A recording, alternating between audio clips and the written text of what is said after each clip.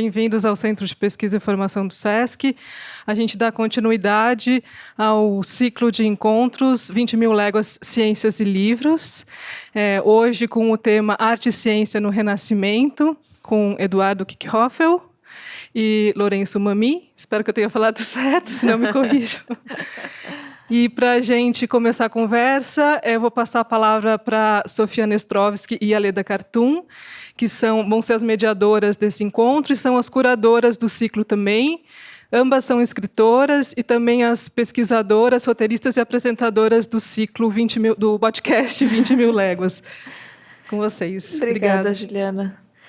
Obrigada aos dois convidados, obrigada a todos os presentes também. Hoje é uma virada nesse ciclo. Esse ciclo todo foi pensado a partir do podcast 20.000 Léguas, que eu e a Leda fazemos, que é o podcast de ciências e livros. O ciclo até agora, os 6 encontros que já rolaram, foram pensados a partir dos temas das primeiras 2 temporadas, que já estão no ar. A primeira temporada sobre Darwin, a segunda sobre Humboldt. Então, os encontros que a gente já teve foram sobre as ciências da vida, basicamente. Foram sobre temas a partir desses 2 cientistas. Agora a gente está virando para uma nova página, para a gente abrir a pesquisa para o que vai ser, no futuro, a 3ª temporada, que vai ser sobre Galileu, só para o final do ano que vem. Mas a gente já está começando essa pesquisa agora, com essa mesa, e fazendo esse início, essa abertura em público para vocês poderem participar também, para a gente poder ouvir juntos essa abertura, essa entrada no universo do Renascimento italiano. Então, vou passar para a Leda apresentar os nossos convidados e apresentar melhor essa mesa. Obrigada para quem já está aqui. É muito bom começar essa pesquisa hoje em público, começar com vocês também, porque a gente vai entendendo cada vez mais o quanto é importante essa troca e o quanto mais a gente abre o que a gente está pesquisando, o que a gente está pensando, mais coisas vão vindo, indicações e descobertas, e para a gente é um território totalmente novo esse. A gente está iniciando isso junto com vocês, junto com essa mesa no dia de hoje. E então a gente sabe que tudo que vocês trouxerem também, todas as perguntas que vocês fizerem vão ser ricas para a temporada. É tudo alimento mesmo para algo que está começando agora. Então é uma alegria estar entrando nesse mundo do Galileu hoje. É um dia especial. Essa mesa vai ser uma mesa para entrar no Renascimento. A gente vai falar de arte e ciência no Renascimento e pensar um pouco sobre o que é um artista naquele momento. E, aliás, será que artista é a melhor palavra para se referir a essa função nesse momento? O Eduardo vai falar mais disso, o Lourenço também. A gente vai ouvir algumas histórias também e de alguns personagens. Então, a gente não vai falar diretamente do Galileu, mas a gente vai criar as bases, começar a entrar nesse universo em que o Galileu depois pôde olhar para o universo. Então, eu vou apresentar os 2 convidados. O Lourenço Mami, aqui do meu lado, é professor de filosofia da USP e crítico de arte e de música. E ele foi diretor do Centro Universitário Maria Antônia e diretor de programação do Instituto Moreira Salles. E, entre outros livros, ele é autor do livro O que Resta, Arte e Crítica de Arte. E o que ele vai falar hoje é a partir de um texto que está nesse livro. E o Eduardo Kickhoffel é professor de História da Filosofia da Renascença na Unifesp. E os objetos de estudo dele são o cosmos renascentista e a formação da ciência moderna. E, atualmente, ele elabora uma nova edição dos manuscritos de anatomia do Leonardo da Vinci. Então, Eduardo. Boa noite a todos, a todas. Obrigado pelo convite, Leda e Sofia. Obrigado, Lourenço, por estar aqui comigo. Conversamos bem na semana passada, enfim, ok? Eu tenho uma tarefa difícil para fazer hoje, enfim, eu trouxe aqui para vocês umas 20 imagens aproximadamente, e cada uma delas rende uma aula. Eu terei de, em 30 minutos, fazer um resumo para vocês de algumas questões do Renascimento, enfim. Um resumo divulgativo, evidentemente. Se alguém tiver curiosidade por mais fontes, depois bastará entrar em contato. Mas é uma tarefa difícil, espero que eu faça bem.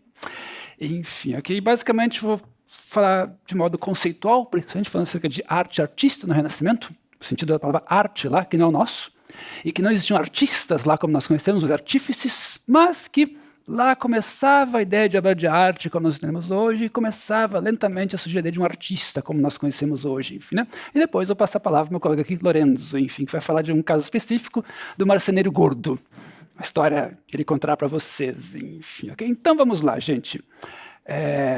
Opa, as imagens. Sim, opa. Eu sou meio retardado com Windows. Um momentinho. Ok, vamos lá. Ok, gente, estamos vendo aí a cópia do Davi de Michelangelo, que está na Piazza da Signoria hoje em Florença, enfim, ok?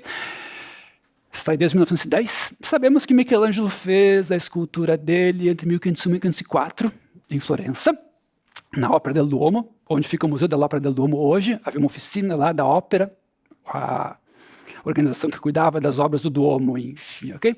E o original está hoje na Academia, em Florença, enfim, né? Talvez a grande obra do século XV, século XVI, enfim, ok?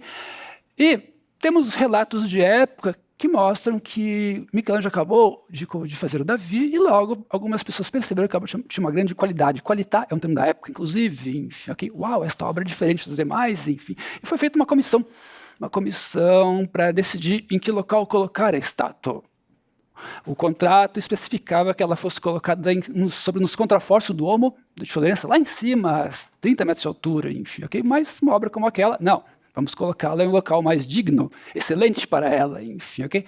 E temos um relato de época muito curioso, feito quando a obra estava sendo transportada da Ópera del Duomo até a Piazza da Signoria, onde ela ficou até 1873. Enfim, aqui o relato é o seguinte, de Luca Landucci, foi um apotecário, grosso modo um farmacêutico florentino da época, escreveu um livro de recordantes, de recordações, chama-se Diário Fiorentino, e ele diz o seguinte, no dia 14 de maio de 1504, eu vou ler em português para vocês, enfim, ok? Se alguém quiser o texto italiano depois, eu posso mandar, ok? No dia 14 de maio de 1504, tirou-se da ópera, a Ópera del Duomo, oficina, o gigante de mármore, está aí, enfim, ok? Saiu de lá às 24 horas, às 8 da noite, no horário nosso, enfim, 24 horas, horário florentino, como se contava as horas lá, e o muro da porta da ópera foi rompido para que dali ele pudesse sair, ser tirado, enfim, ok? E nessa noite foram jogadas sobre ele pedras a fim de danificá-lo. Como assim? Foi preciso fazer guarda à noite para proteger a estátua, enfim, ok? Opa, como assim? Apedrejar uma obra de arte? O relato continua até a chegada do Davi na piazza, enfim, ok? E lá no final está escrito, o dito gigante foi feito por Michelangelo Buonarroti. Lá no finalzinho só, enfim, ok? Algo significativo também, ok? Há um outro livro de época, de recordantes, de recordações também, de Piero di Marco Parente, que diz o seguinte, ele fala sobre o transporte do edifício que ele chama aqui era o carro que levava a estátua, que estava de pé, e foi levado ao longo de 4 dias da ópera até a piazza, pesa 6, 7 toneladas. Enfim, é um carro de madeira, tração humana, enfim, ok? E o Piero di Marco Parente diz o seguinte, movia-se todo tal edifício, a escultura com o carro, cerca de meio braccio por hora, enfim, né? E trabalhou-se 3 dias para conduzir o gigante da piazza até a Piazza da Signoria. Vigiava-se de noite por causa de pessoas desagradáveis e invejosas que iriam danificar a estátua. Opa, como assim? Atacar uma obra de arte? O que estava em jogo aí, hein? Estava em jogo o seguinte, não existiam obras de arte como nós entendemos hoje. Já havia, claro, um senso de qualidade, claro que sim, mas nessa época, obras de pintura e de escultura serviam para celebrações cívico-religiosas. Davi, personagem do Velho Testamento, era identificado com Florença da época, desde o século XIV, de fato, em texto de Coluccio Slotati, por exemplo, era o pequeno pastor judeu que matou o filisteu Golias, O Davi era Florença, no caso, contra Milão dos Visconti. Então, Davi virou um símbolo da República Florentina, da liberdade florentina, nos termos de época, enfim.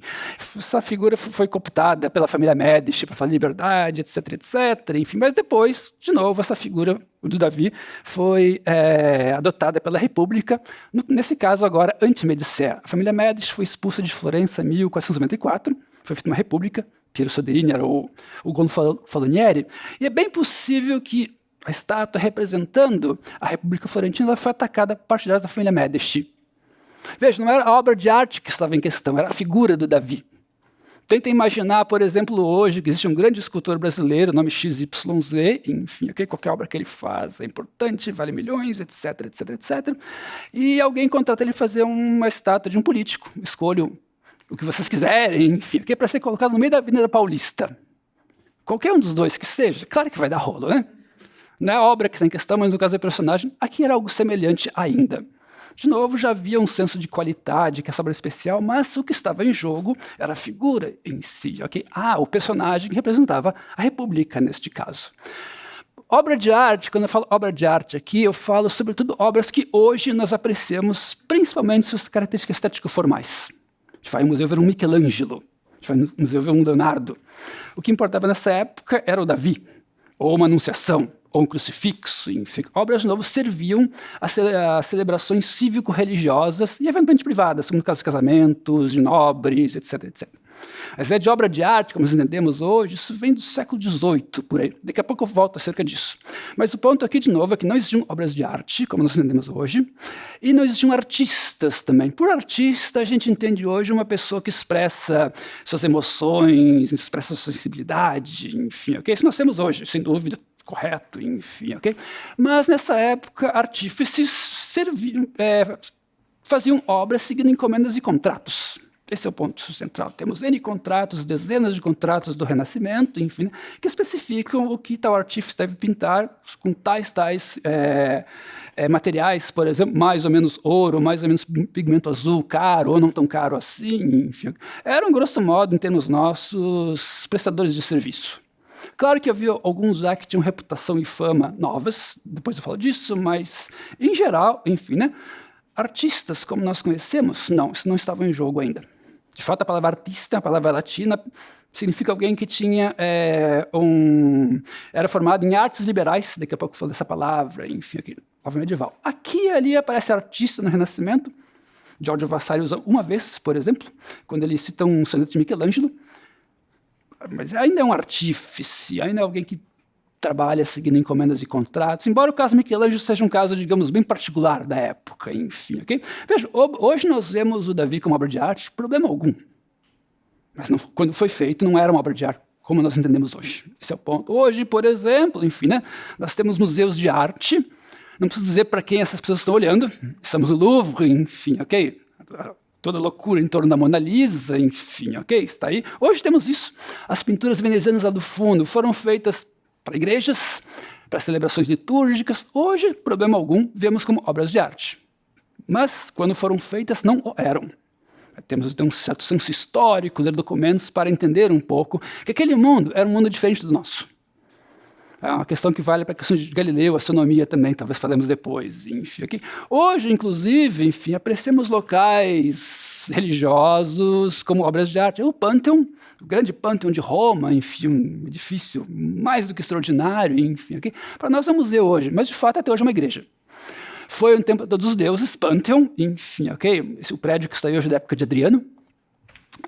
Desde 609, eu acho, esse prédio é uma igreja latina, Santa Maria ad Martires, e até hoje funciona como igreja. Até hoje, nos domingos, celebrações, mas claro que é uma atração turística, e para nós hoje funciona como quase uma obra de arte, enfim, ok?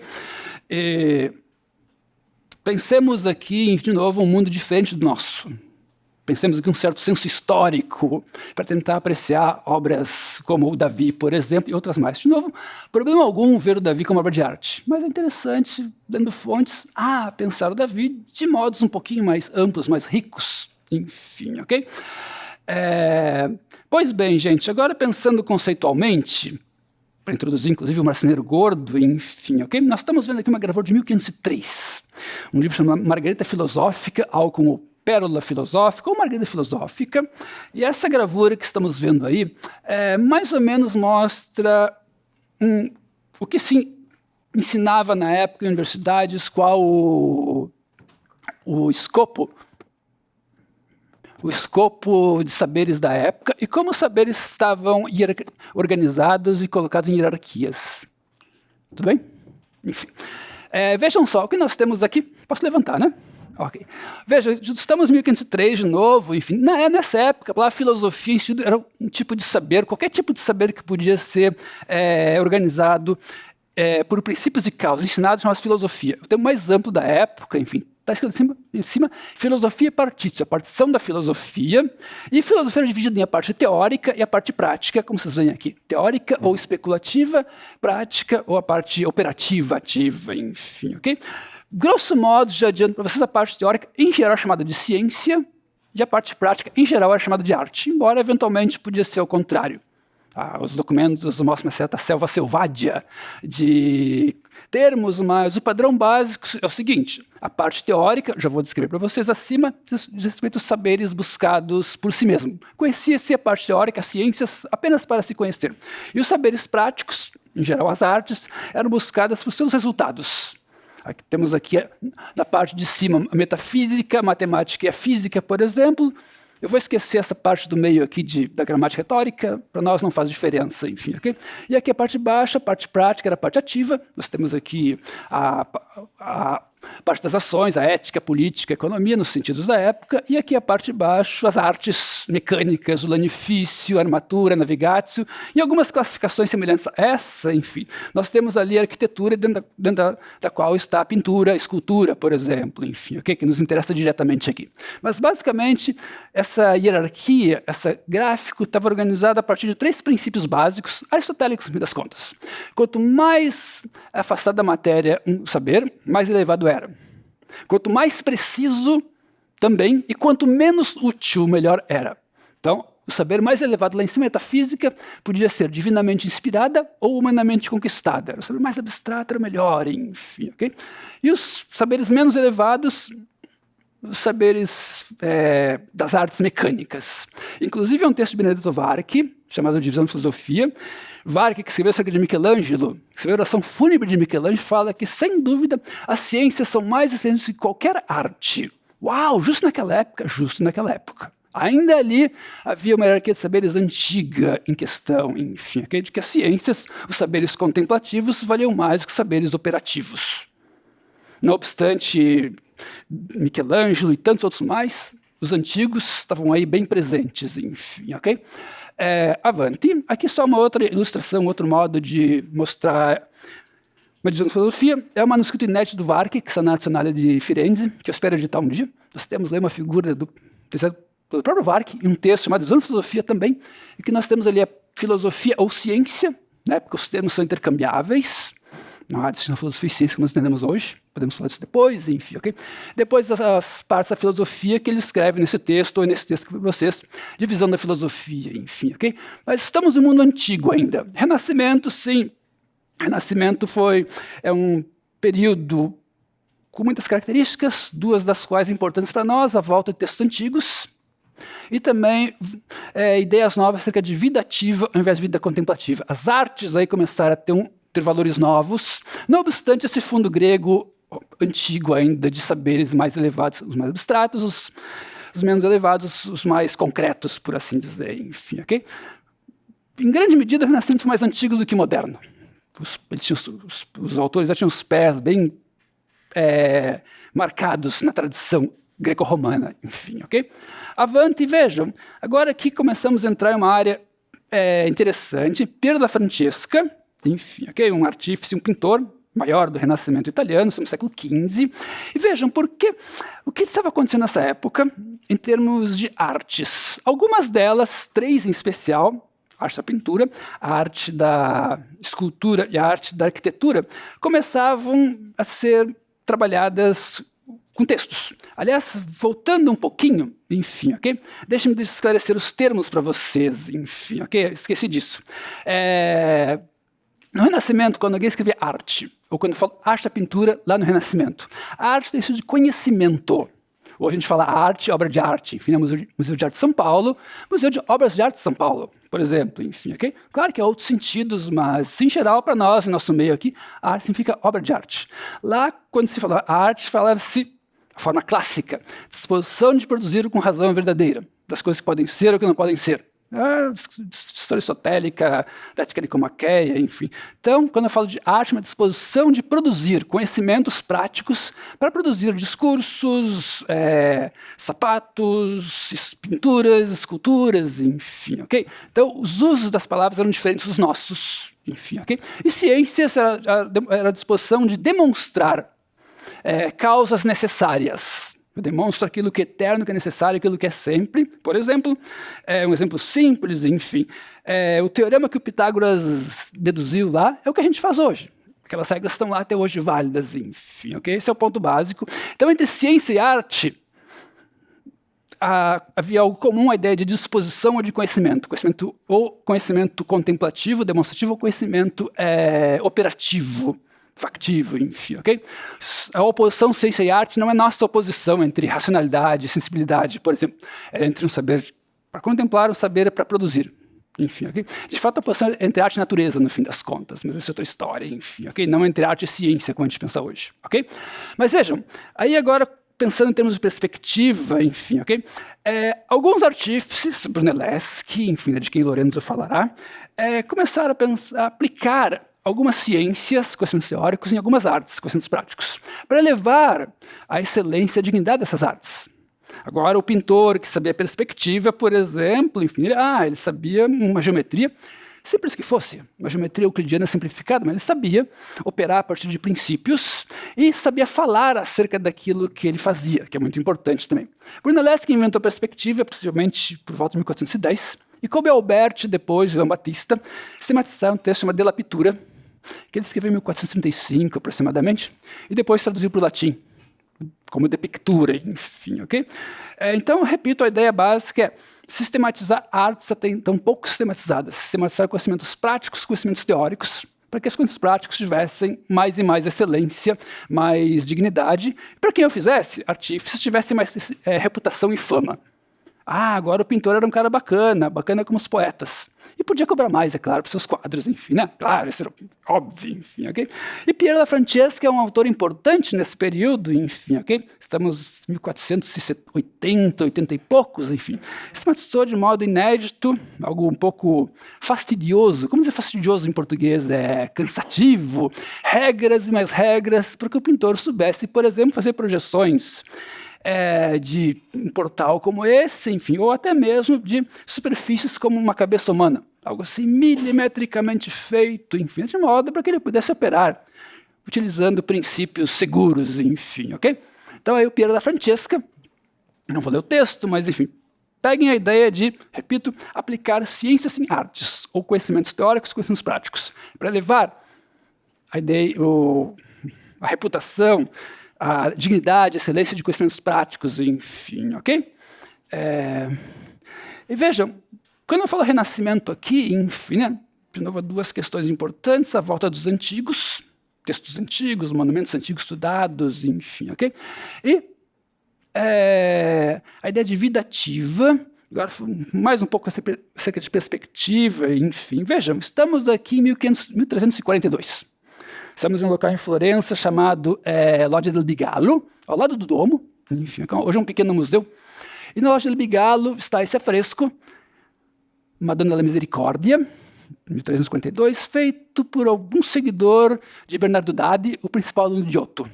E está aí a Madonna da Misericórdia, com as obras da Misericórdia, descritas no manto dela, enfim, né? Enterrar os mortos, ajudar as viúvas com testamento, coisa assim.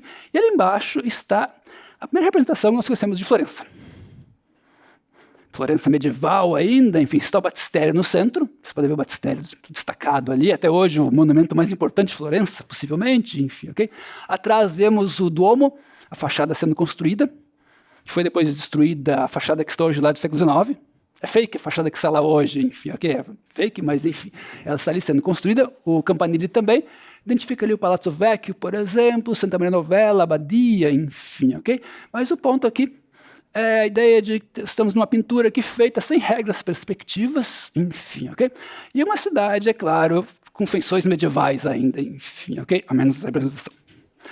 Quem conhece Florença vê aquelas ruas do bairro antigo ao sul do Duomo, ruas que têm 1 metro. Para nós são charmosas, mas aquilo naquela época, sem saneamento, imagino que era horrível, enfim. Okay? Para nós é bacana ver hoje, bacana, que legal, Florença, mas enfim. Né?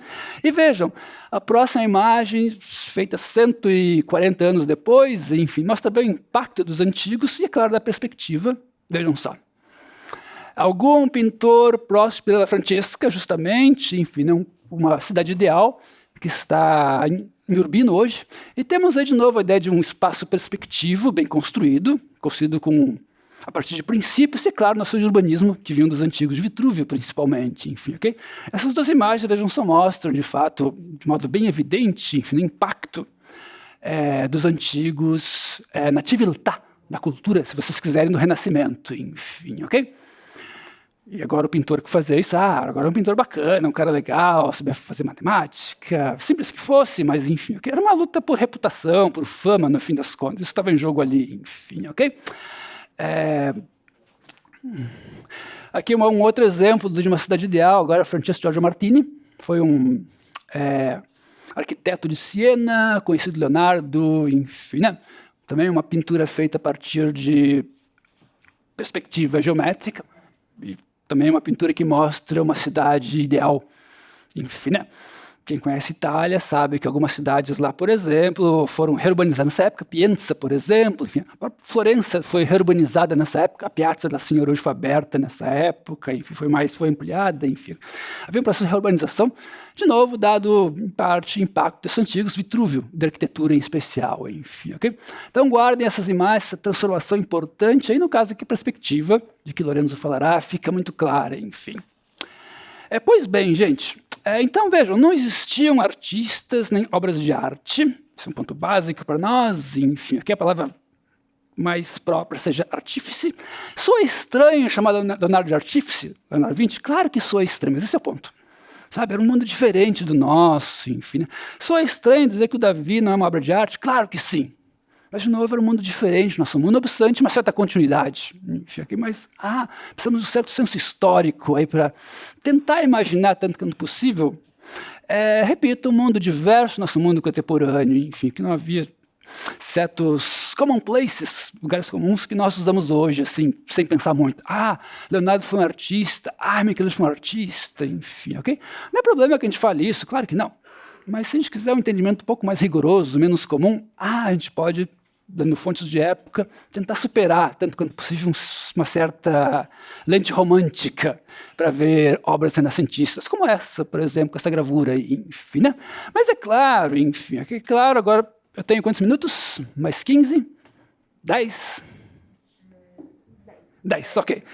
Só para terminar essa brevíssima apresentação, enfim, é claro que nessa época, enfim, né, começava a surgir a ideia de obra de arte. Muito lentamente, estamos vendo aqui uma gravura do Perrat, estamos em 1550 e qualquer coisa, enfim. Estamos vendo aí o Capitólio, o Monte Capitólio, o centro de Roma, enfim, né? E os Musei Capitolini foram fundados em 1471, por um papa cujo nome eu esqueci agora, enfim. Claro que não um museu como nós entendemos hoje. O papa, acho que era o Pio IV, Pio II, esqueci, enfim. Doou 7 estátuas de bronze para a cidade de Roma, enfim, que estavam expostas lá no Palazzo dei Conservatori, enfim, esse palácio que está aí, mas não de um modo como nós entendemos hoje. Mas por que motivos, enfim, doar para a cidade de Roma obras pagãs, no fim das contas? Essas obras não tinham mais uma função religiosa. Pintava-se um crucifixo, por exemplo, para uma igreja para as pessoas rezarem, para participar de algum tipo de ritual litúrgico, mas começa aí lentamente a ideia de ver obras, digamos, não vou dizer esteticamente, mas enfim, sem funções imediatas, enfim. Claro, neste caso aqui, papas queriam uma ligação simbólica com Roma antiga, claro que sim. Mas começava a se apreciar obras antigas de um modo um pouquinho destacado ou diferente de obras feitas nessa época, de novo, como crucifixos, anunciações e outras obras mais, ou o próprio Davi, enfim, ok? Nesse caso aqui, ali o Palácio Novo não está ainda construído, de fato, só no século XVII foi construído, mas está o Capitólio como nós vemos hoje, enfim, onde estão até hoje os Musei Capitolini, museu que tem obras, das contas, que mostram a cidade de Roma, enfim, ok? Aqui é uma gravura de um gravador, um artífice flamengo, enfim, de nome difícil de pronunciar, eu nem vou tentar, enfim, ok? Estamos em 1553, vejam, uma casa da família Sassi, em Roma, enfim, ok? Uma sala de esculturas. Ah, que interessante, enfim. Então nessa época começa a haver coleções já. E a partir da segunda metade do século VI, cada vez mais coleções reais, por exemplo, que geraram o Louvre, entre outros, enfim, as coleções espanholas que geraram o Prado, enfim.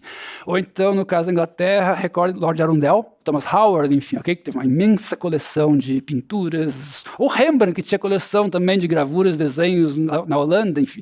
Começa a ideia de que podia se colecionar obras sem algum tipo de função imediata, função religiosa ou cívica, enfim, ok? Como essa gravura interessantíssima, de novo, que mostra esculturas antigas na casa de uma família, a família Sassi, em Roma, enfim, ok? E mais do que isso, vejam só, também gravuras que divulgam imagens, obras antigas, e não só aqui as imagens agora, que o Laocoonte, é claro, enfim, são importantes, mas as próprias gravuras também. Nessa época, havia gravuras, por exemplo, para fins devocionais e outros mais, e começa de um mercado, digamos, de gravuras como obras já independentes, enfim, ok? Com imagens, nesse caso, de obras romanas. Que interessante, algo está acontecendo aí. Pense em termos de processos, a obra de arte não surgiu assim, subitamente, out of the blue, nenhum artista.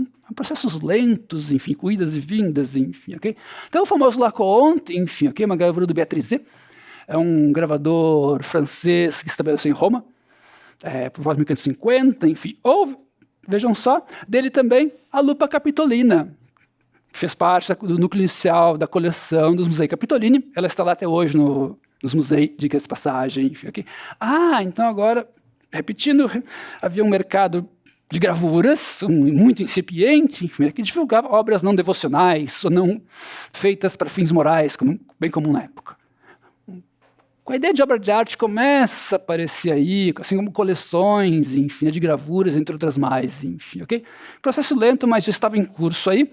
E eu vou falar rapidamente, pode voltar as imagens depois, mas também vejam desenhos.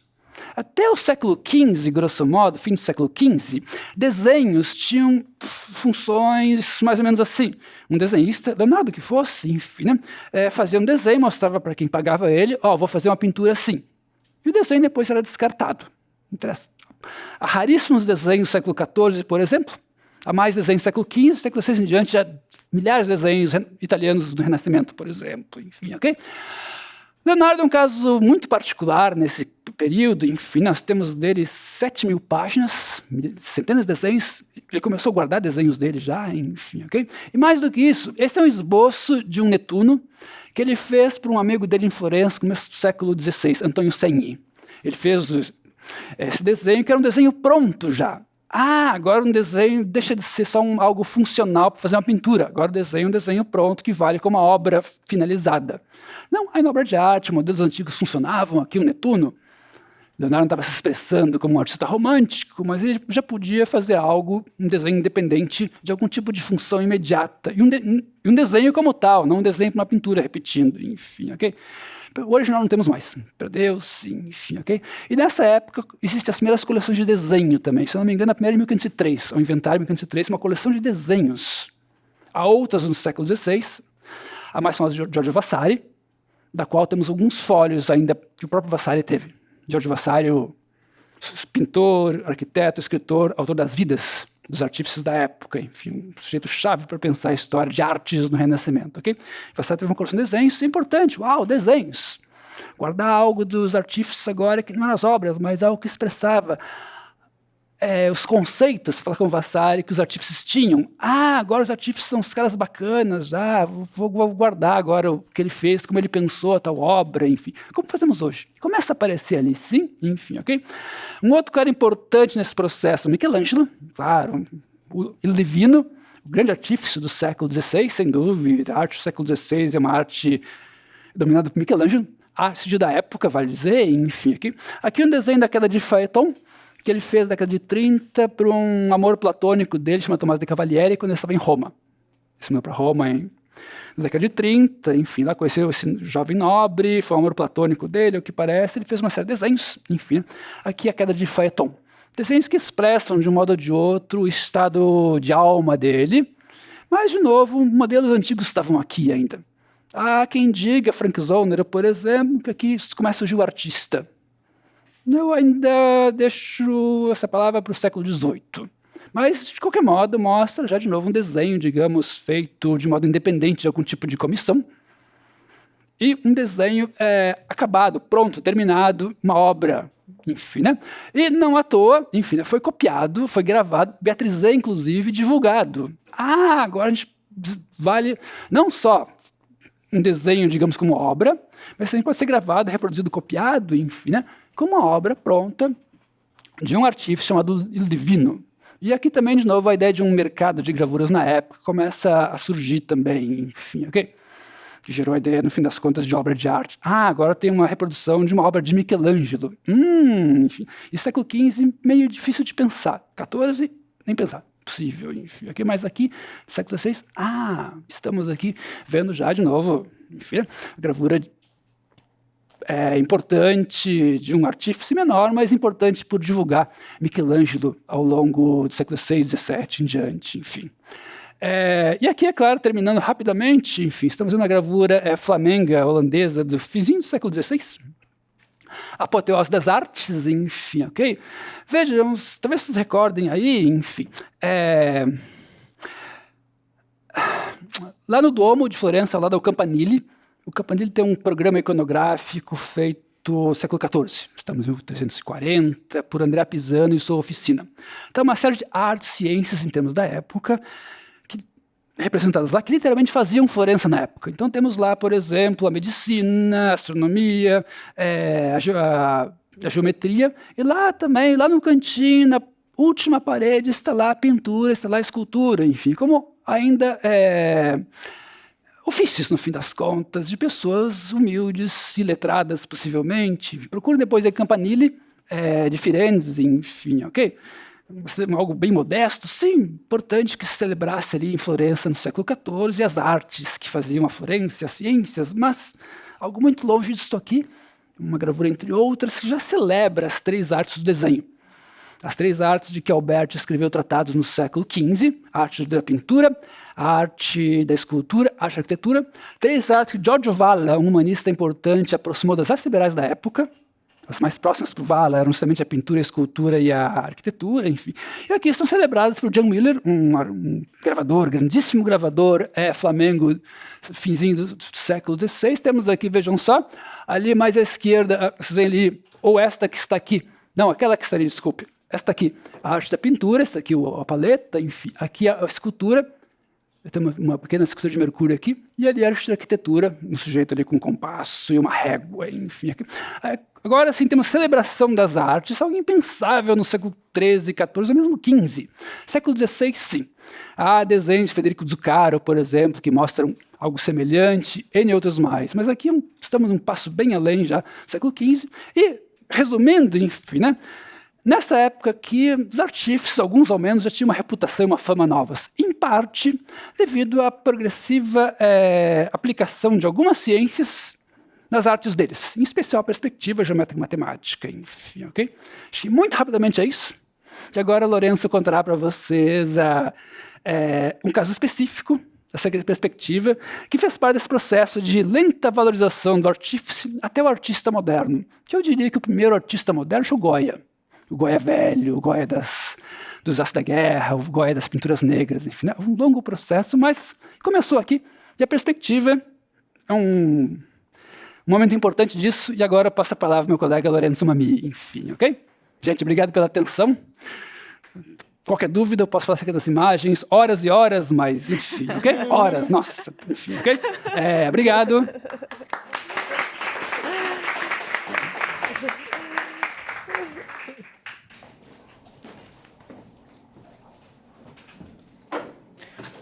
Deixa eu ver aqui como eu volto.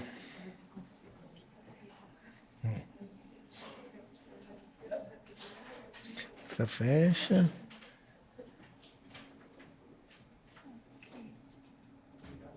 Esse é o meu, perfeito. Mas por enquanto não abre nada. Ainda não?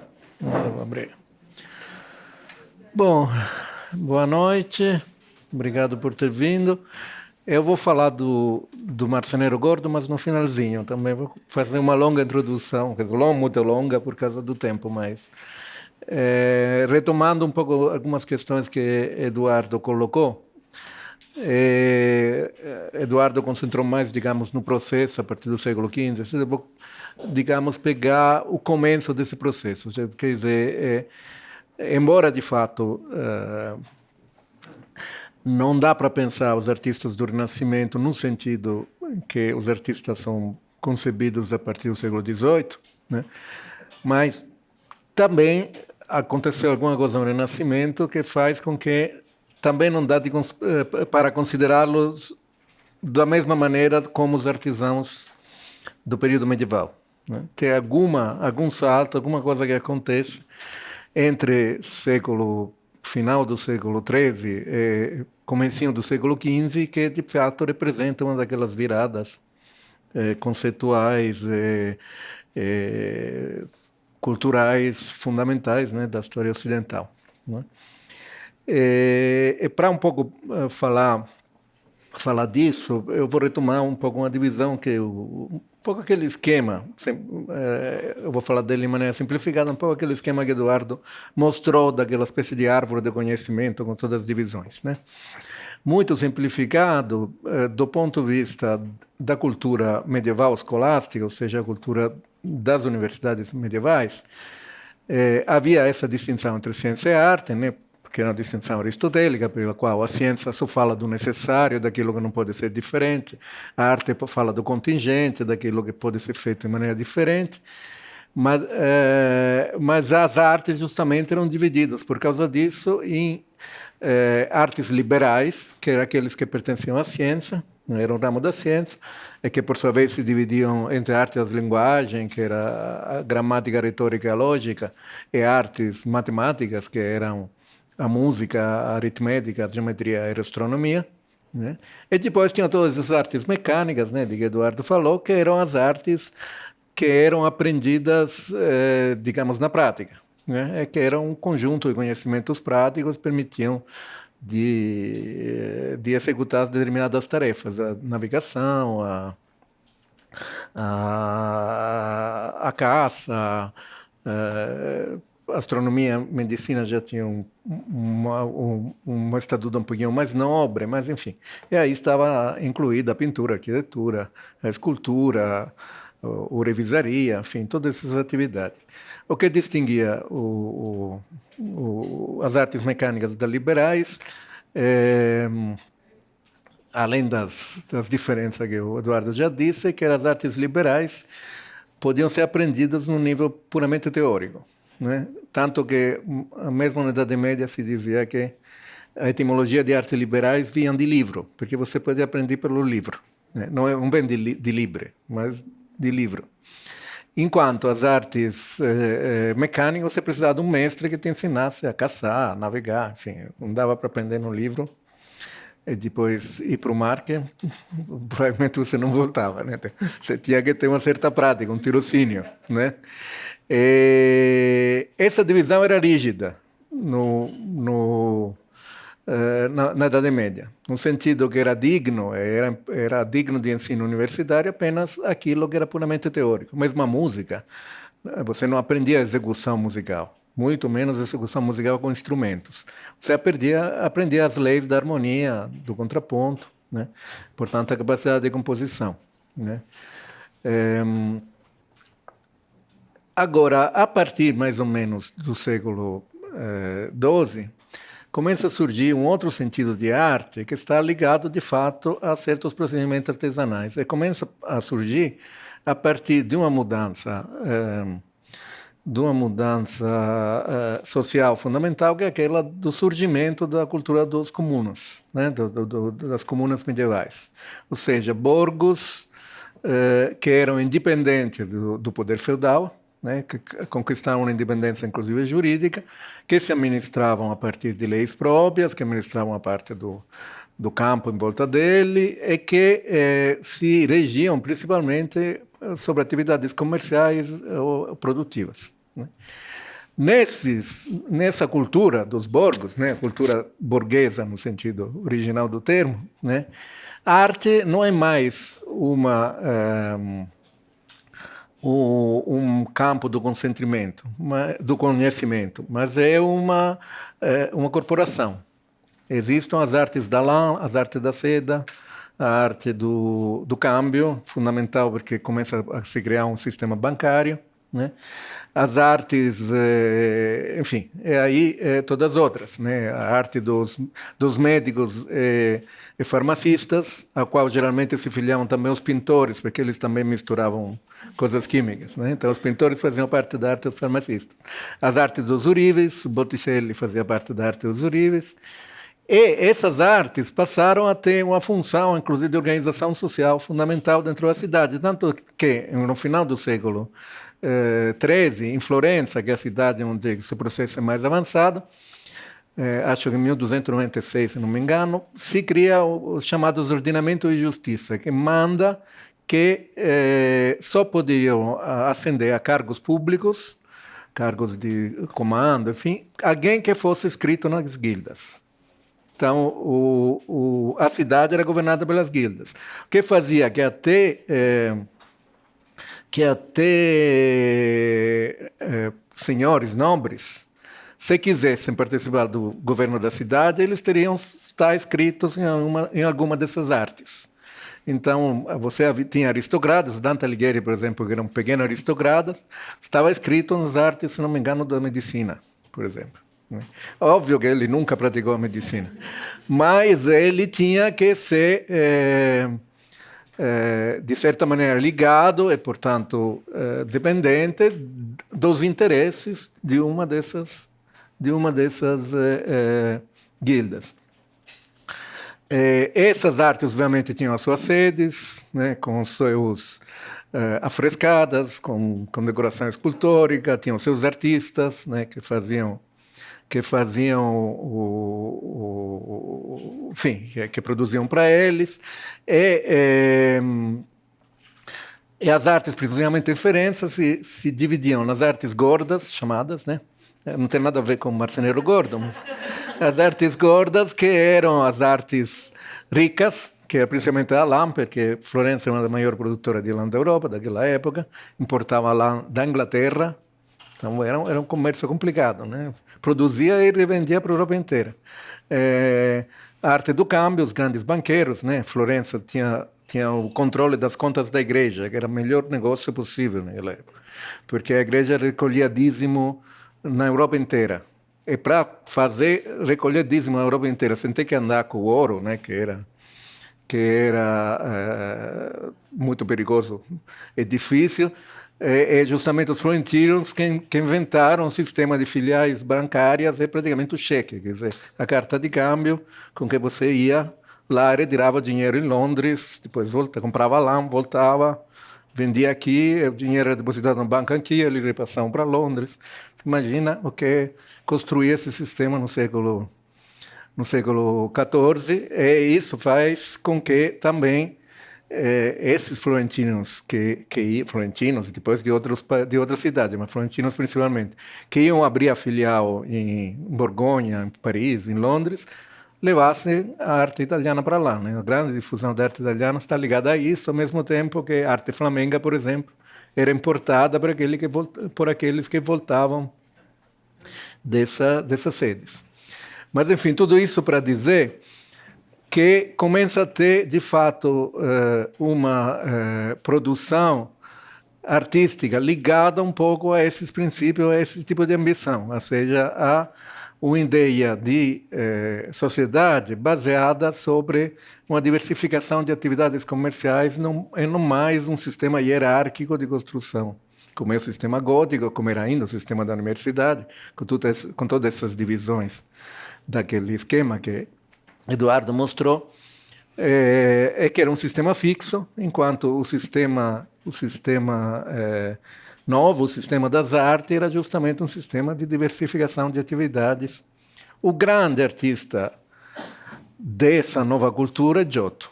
Né? Giotto, inclusive, era o grande artista da arte da lã, que era mais rica, né? Porque era o mais caro, enfim, é aquele que tinha maiores encomendas, etc. E Giotto começa a fazer os afrescos em Assis praticamente poucos anos depois, no começo do século XIV, então, poucos anos depois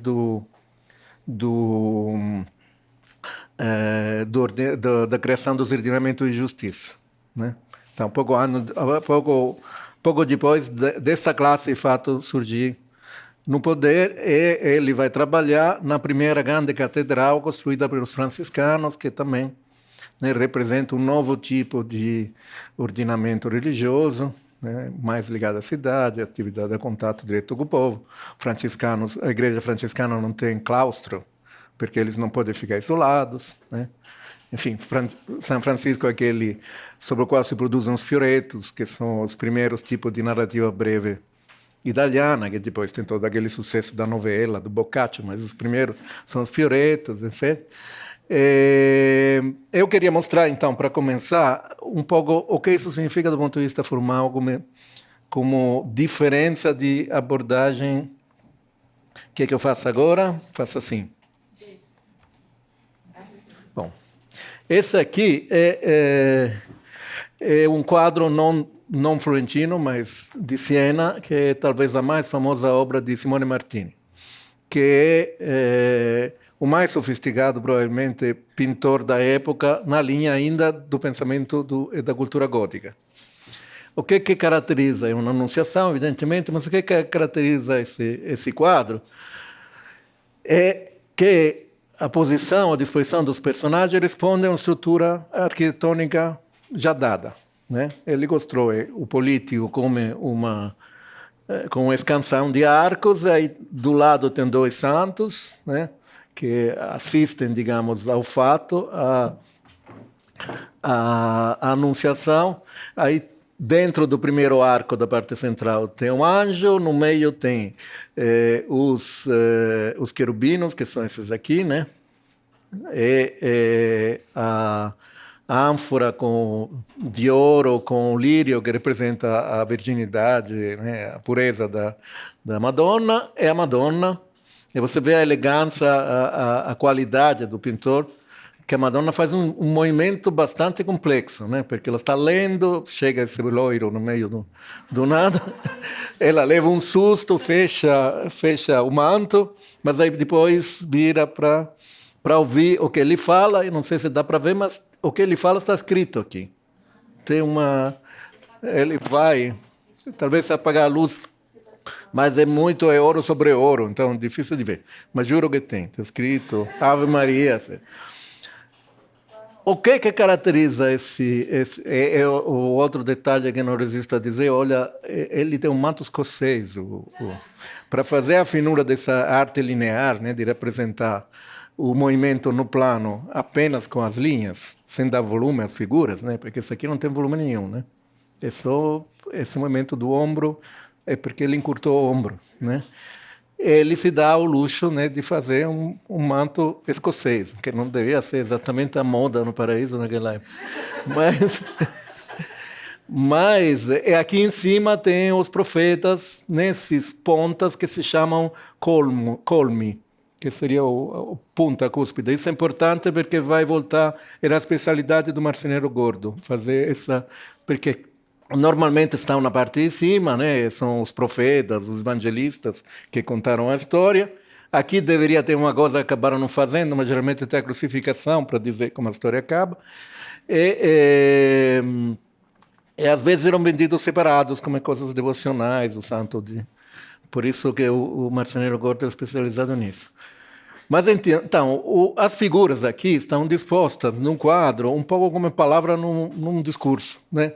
Quer dizer, estão construídas segundo uma sintaxe, né? Cada uma ocupa a sua posição, e a sua posição depende do lugar que eles ocupam dentro de uma hierarquia, em que, evidentemente, o anjo e a Madonna são as figuras principais, os outros estão no paraíso, e os santos estão ao lado, né? Esse tipo de disposição jerárquica das figuras no plano é típica de toda a arte gótica, mesmo na época de Giotto, porque Simone Martini é contemporâneo de Giotto, ele também pinta em Assis, só que na igreja de baixo. Agora, esse é Giotto. Esse Giotto é uma história de São Francisco, se chama A Homenagem do Homem Simples, que é um homem que, segundo os Fioretti, antes mesmo que São Francisco se convertisse, teria reconhecido que ele era um santo, e aí, quando ele estava passando por uma rua lameada, ele teria jogado seu manto para ele não lamear o pé. Então, o homem simples, que evidentemente Oi, não, desculpe. O que aconteceu? Como é que voltam? O homem simples, que é esse aqui, no fundo, ele é iluminado por Deus. O que é interessante o que eu quero dizer com essa obra é que aqui a disposição das figuras não é mais hierárquica. Depende do acontecimento, da história. Quem abre um espaço dentro é o movimento justamente de estender o manto. E esse estender o manto faz com que as figuras se disponham numa certa ordem. Não por acaso esse manto corresponde, obviamente a proporção seria impossível, mas corresponde à fachada da igreja, vai ser uma igreja segundo a convenção né? Então, um pouco ele abre o espaço da sacralidade, digamos, né? Ao reconhecer a presença do santo, que é esse São Francisco Jovem. Para mostrar um outro exemplo, esse São Francisco que renuncia aos bens do pai, inclusive as suas roupas, e fica nu na cidade, e aí o bispo o cobre aqui. Eu não tenho certeza que tenha o bispo na história original, mas como o bispo pagava para os afrescos, né, deram um lugar de destaque nele. Mas aqui também você vê que tem duas, né? Tem o espaço sagrado e o espaço profano, burguês, e que é dividido pelo gesto em que São Francisco se separa do mundo e olha para essa mãozinha aqui em cima, que é Deus que o abençoa, né? Que é a única presença de Deus, nada mais de muito dourado, etc. Mas é apenas um gesto muito simples, saiu a mão das nuvens, ele dá a benção, né? O que eu quero dizer com isso? Nesses afrescos, não é mais uma estrutura hierárquica persistente que estabelece a disposição do espaço, mas é a ação humana. Também não é uma perspectiva científica, mas será mais tarde, né? Se diz muitas vezes que Giotto inventou o espaço pictórico, porque é um espaço que é estabelecido pelas relações internas e que muda a cada fresco, a cada imagem tem uma relação diferente. Não tem nada dado a partir de um esquema teórico, sintático, pré-estabelecido. Vou mostrar uma outra. Essa aqui provavelmente não é dele, mas de um seguidor dele. Está sempre... Não é dele porque está um pouco bagunçada, né? Você vê, em relação a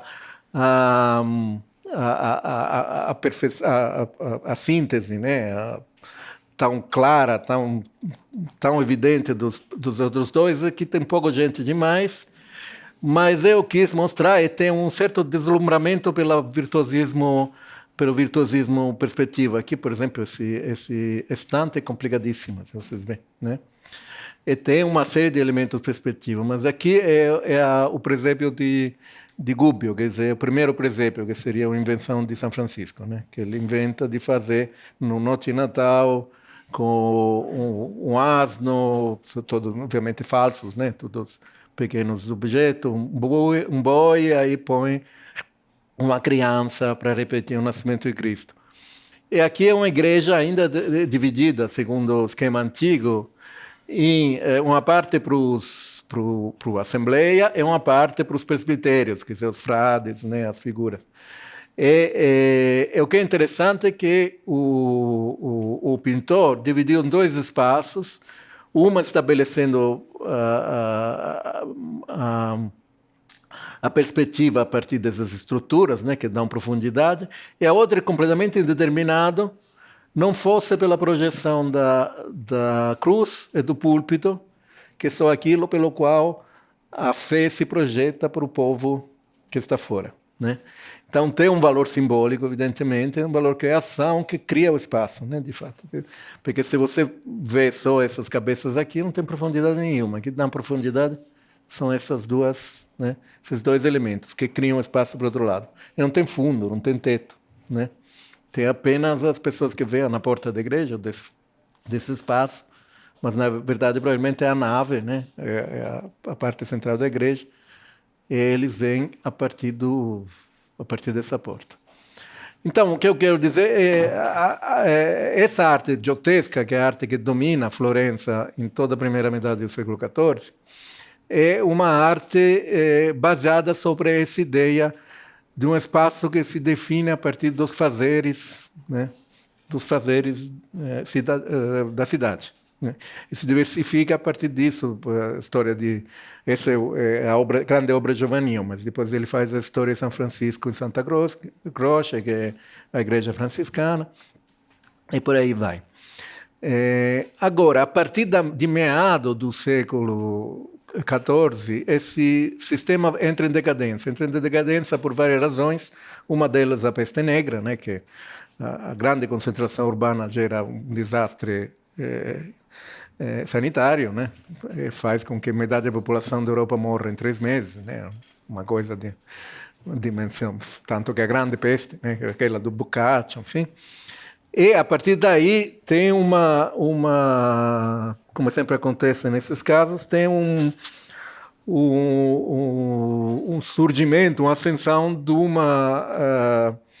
uma riqueza financeira das grandes famílias, como são os Médici, os Bardi, os Pazzi, né? Aqueles que tinham valor monetário disponível, compraram durante a crise, né? Quando, de fato, a produção industrial tinha tido um grande baque. Né? Depois da revolta do Ciompi, que era uma arte menor, a arte mais pobre, né? Que se revolta contra as artes mais ricas, né? E que, por isso me parece, era liderada por o antepassado dos Médici, o Servaggio Medici, né? Que depois foi exiliado por causa disso, a revolta foi reprimida, foi exiliado e voltou só no século XV, a família, né? O Cosimo. Mas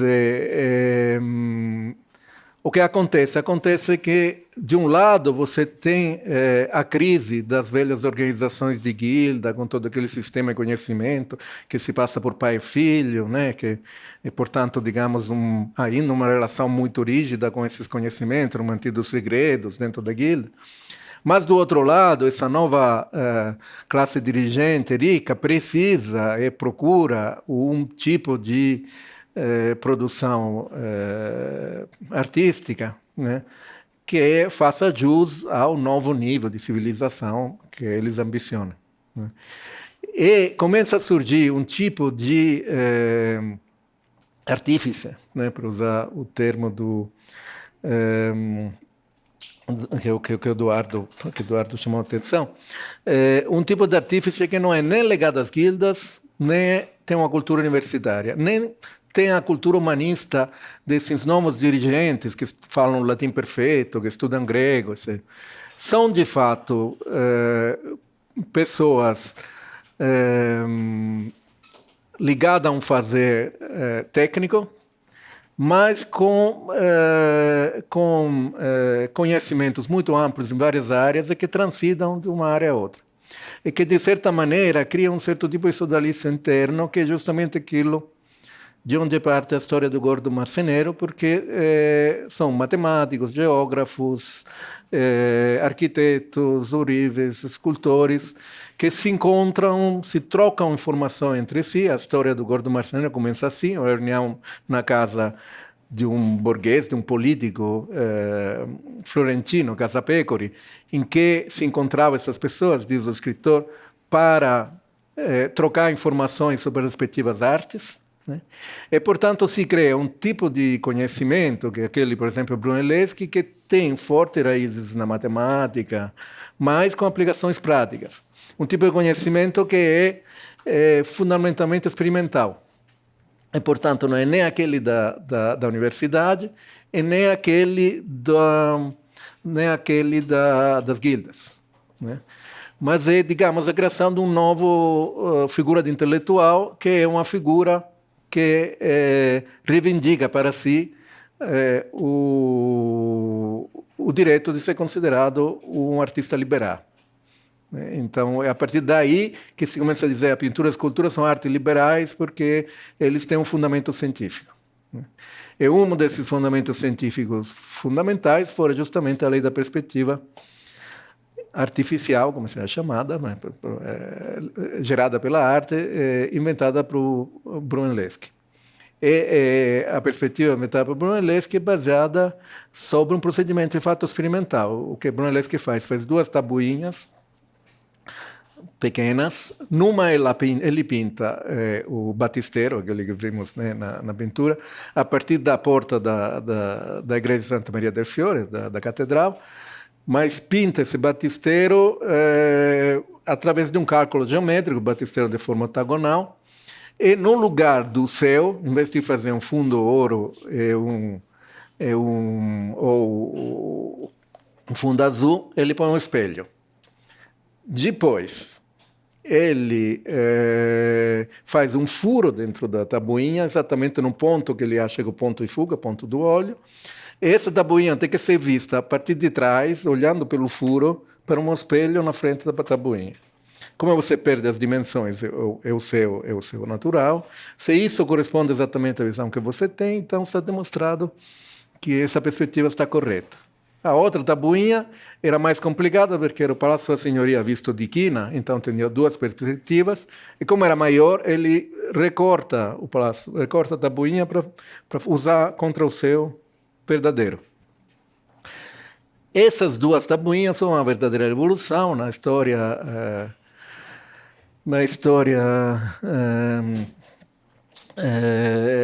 da arte florentina, e quem conta e descreve essa tabuinha em detalhe é justamente aquele que também conta a história do Gordo Marceneiro, que muito provavelmente é um cara chamado Antonio Manetti, que é um matemático, mas que era muito arquiteto, muito amigo do Brunelleschi, que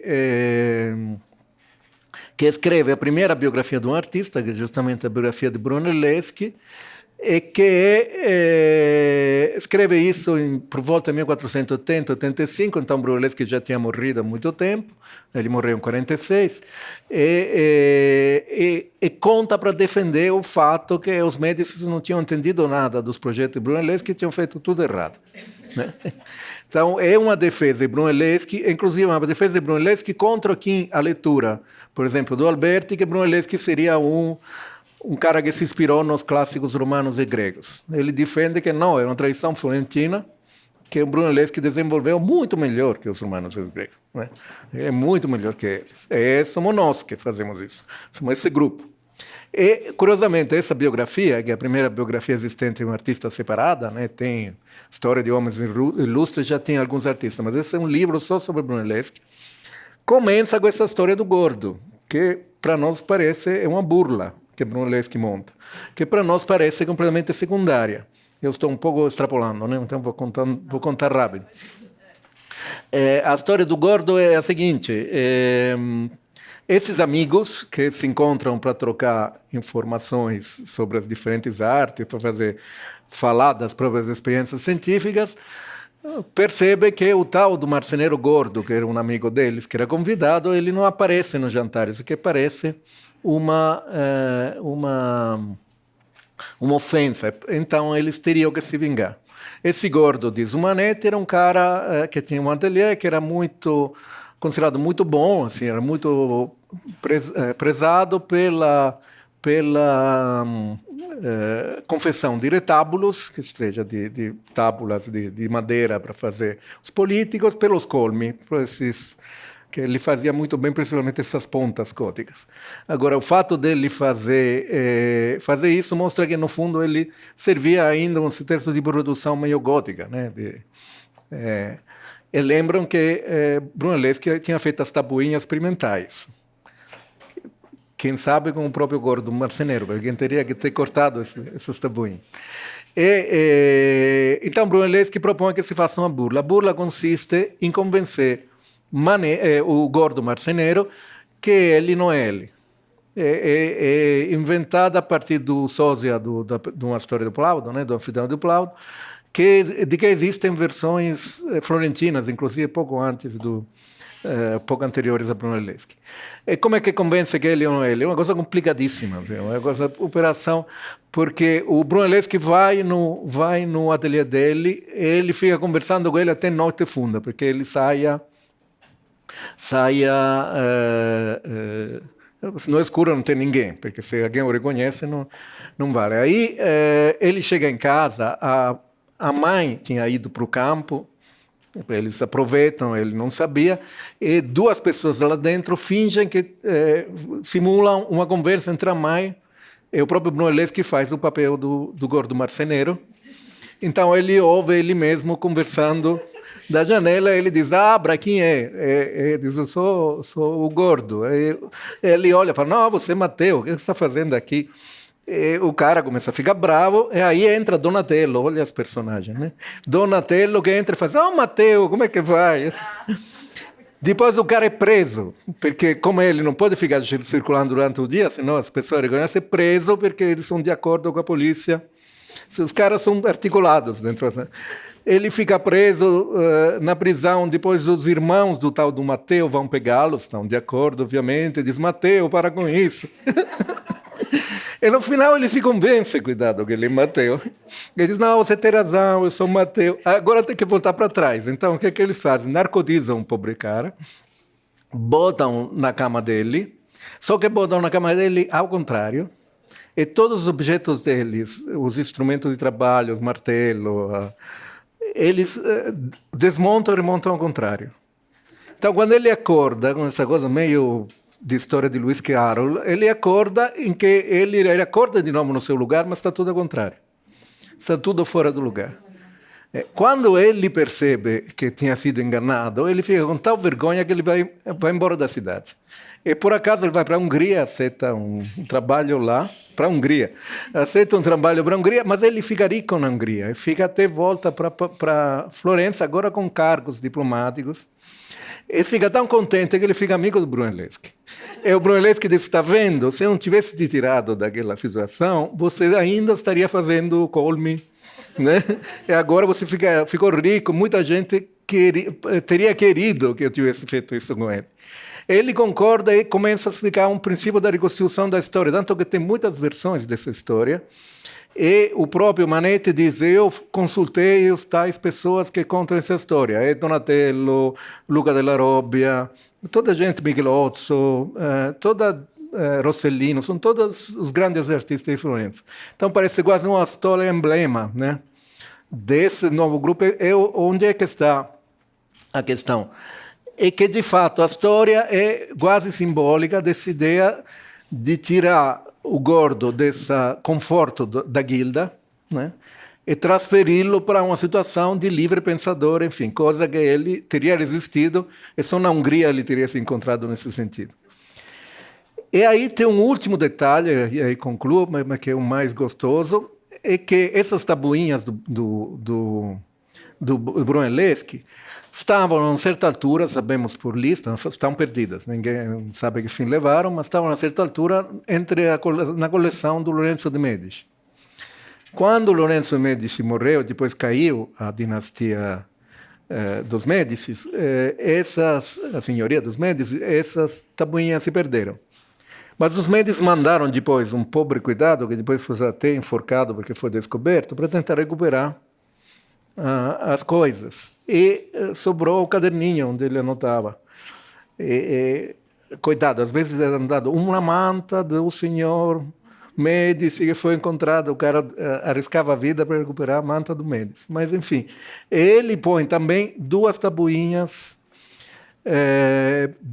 com a perspectiva tiradas do gordo marceneiro. E aí, não podia ser gordo marceneiro na época da Revolução.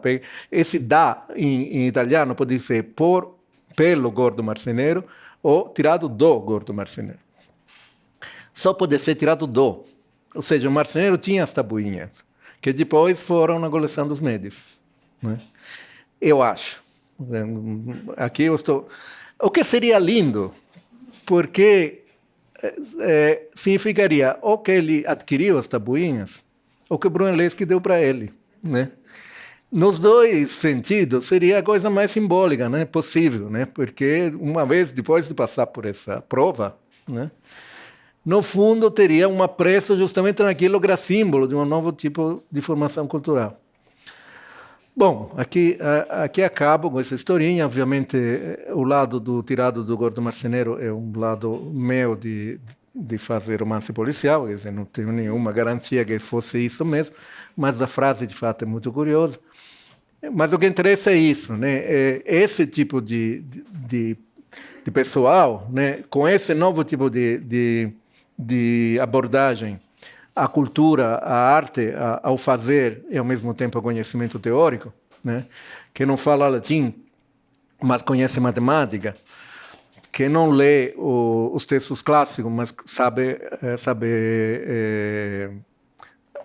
Dante de cor, né? Diz que Brunelleschi fazia comentários a Dante, que parecia um alto erudito, né? São justamente formadores dessa nova cultura que, de fato, como Eduardo disse, não é ainda a arte como pensamos a partir do século XVIII. Também não é ainda a ciência como pensamos a partir do século XVII, mas o começo é as duas. Não é à toa que, no fundo, Galileu também vem dessa linhagem, né? O pai era um famoso compositor que começa a discutir a música poética, né? Portanto, uma música que tem um lado não meramente matemático, mas, né, de expressividade. Enfim, ele escreve de arte, né? Então, digamos, a última linhagem desse movimento. É a partir do século XVII, de fato, com a busca de uma matriz universal, Descartes, enfim, você tem uma separação em que a arte fica no território da persuasão, né, e a ciência no território do conhecimento. Separam de novo.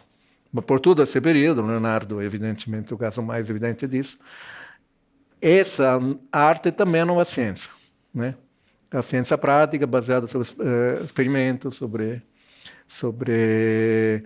experiência, sobre empirismo, né? Mas com um fundamento científico que não tinha nas antigas guildas. Bom, então é isso.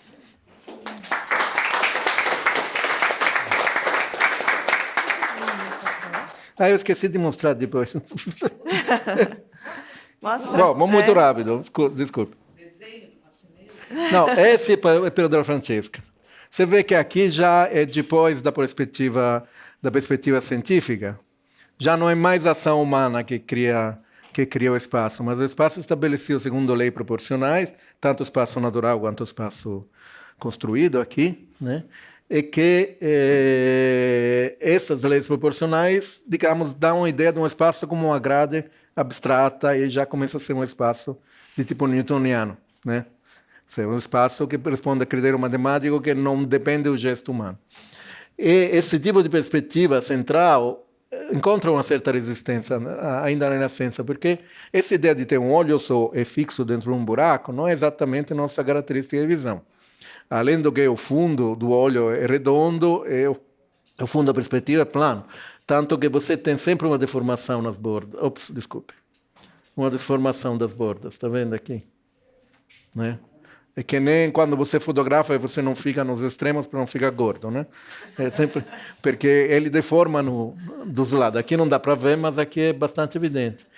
Então, existe, só para mostrar que isso é uma discussão, existe toda uma outra corrente renascentista que privilegia a perspectiva de cada figura, não a perspectiva do conjunto.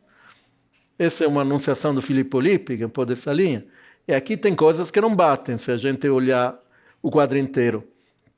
Mas o que o Filippo Lippi defende a partir de Ghiberti é, primeiro, que nós temos dois olhos e não um, né? Então temos uma perspectiva que não é monocular. Segundo, é que o nosso olho transita pela composição. Então nós temos perspectivas diferentes. Se não olhamos do ponto de vista do anjo, nós temos essa perspectiva.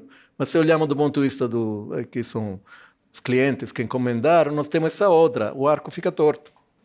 Geralmente esse tipo de solução, que é a solução da perspectiva multifocal, digamos, faz com que as figuras ressaltem com um destaque muito grande quando você vê uma parte do quadro. Essa Madonna a partir do seu fundo imediato, né? Ou esse anjo a partir do fundo imediato da cama. Mas a cama não bate com né? A pintura flamenga também segue essa ideia. Isso só para mostrar que a perspectiva científica do Brunelleschi também não é a única solução possível. Botticelli, por exemplo, nunca usa, ou usa de uma maneira muito limitada. Existem outras soluções, e são todas de um ponto de vista empírico. Bom, isso era só... Obrigado. Agora sentamos. A gente acho que Digamos pode assim. ficar todo mundo aqui. Esse era o mesmo?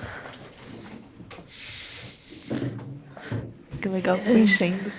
Pois é, agora que eu tô vendo.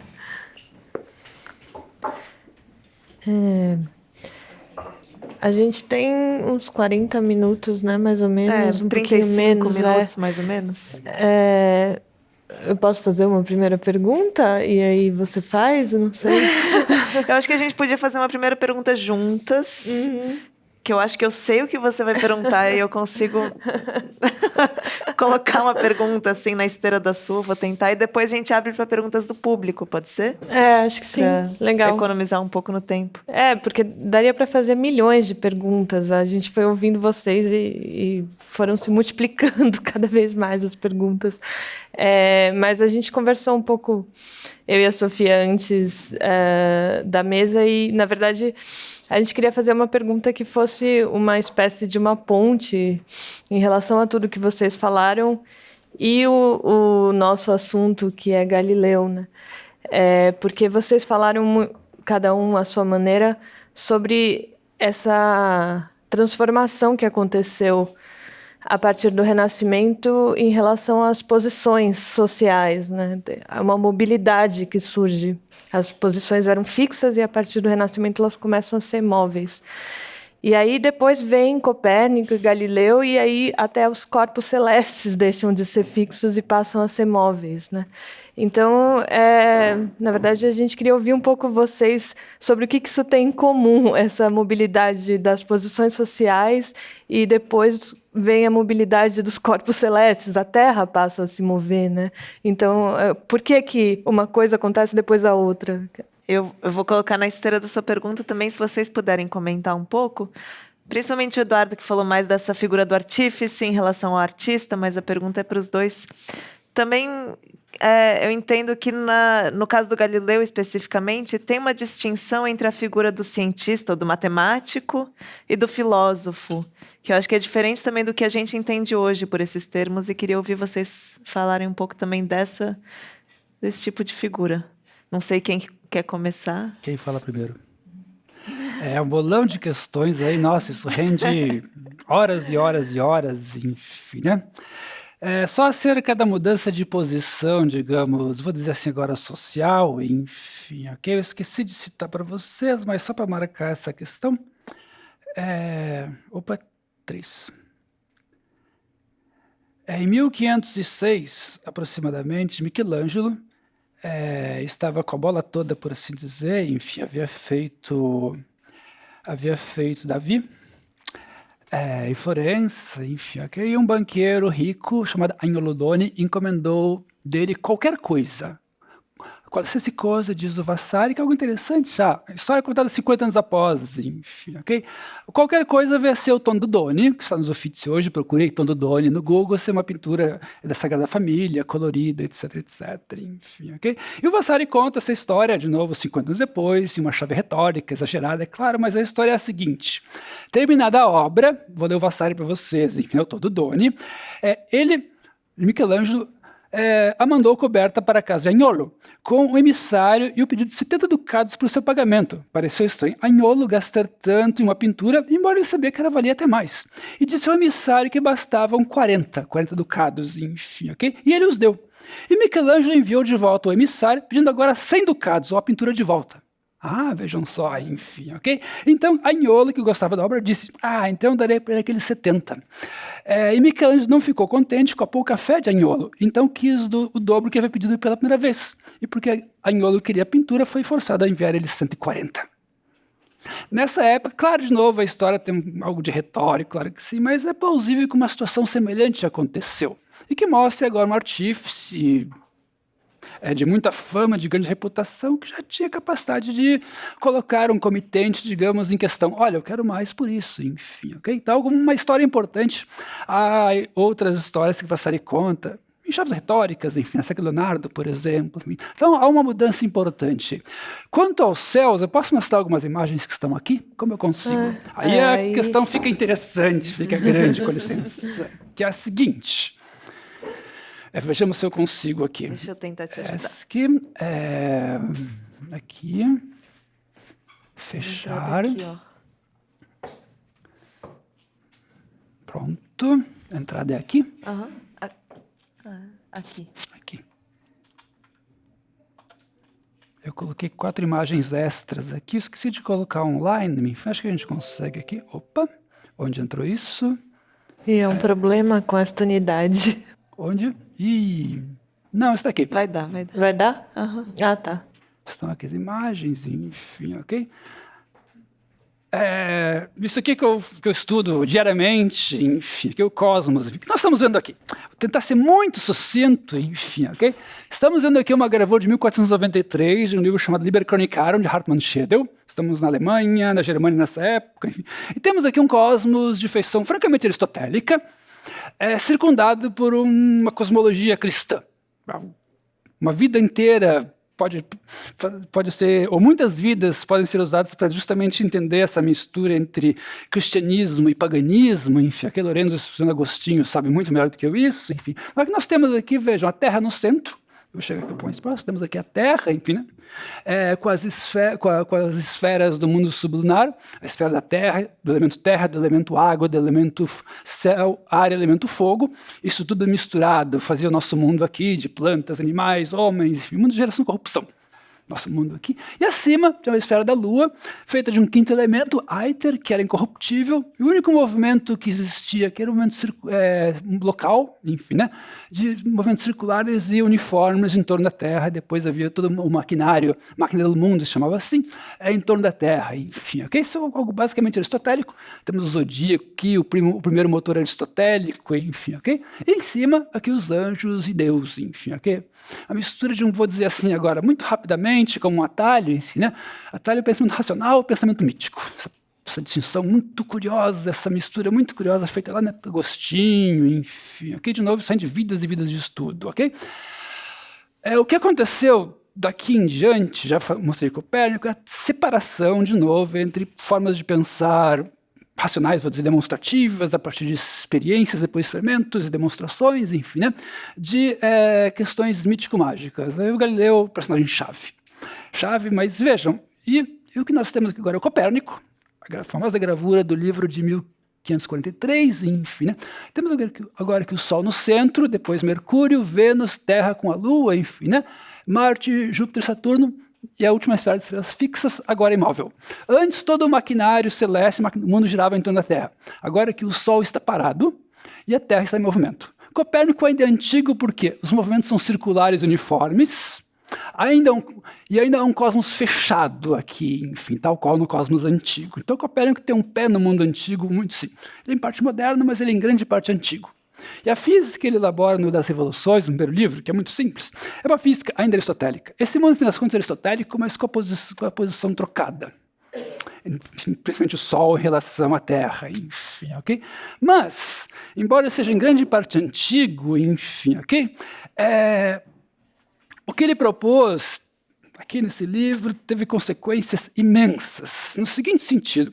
Vejam, gente, estamos agora em São Paulo, 23,8 graus de latitude, enfim, ok? Neste exato momento aqui, nós estamos rodando em torno da Terra a 1.503 km por hora, velocidade tangencial.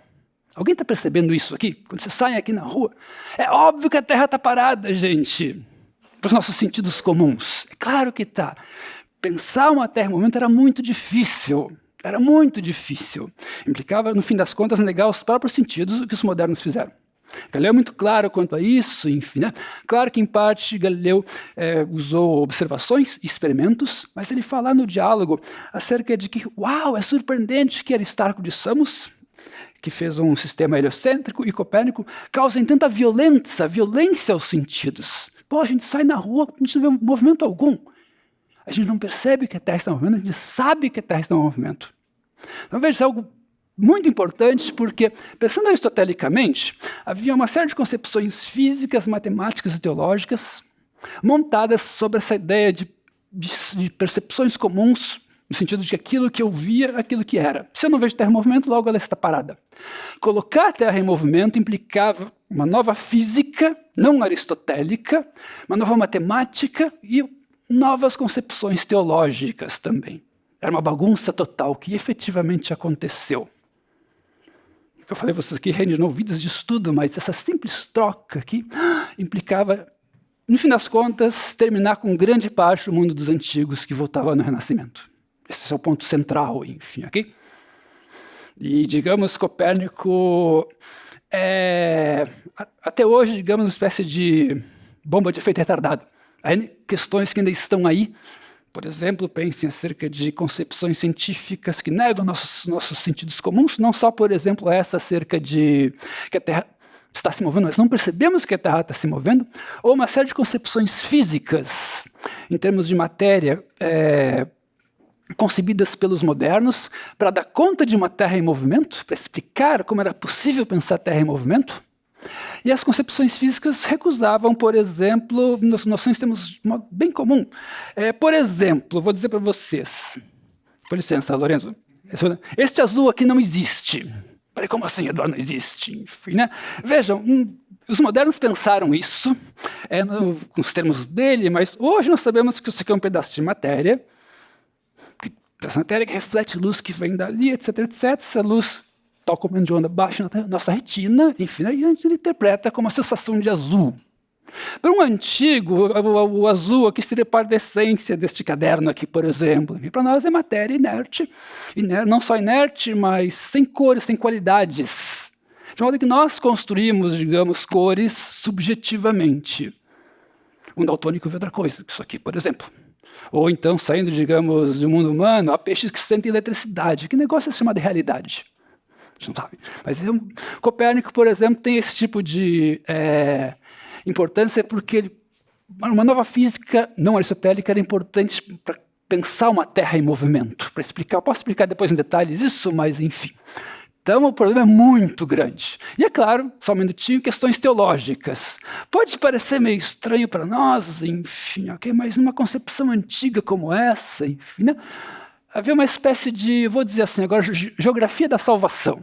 Pô, o cara morria para o lugar mais ignóbil do universo, que era o centro, estava o inferno. Se eu sou um cara bacana, eu vou lá para o céu. Mas agora, sabe, a Terra não está mais no centro.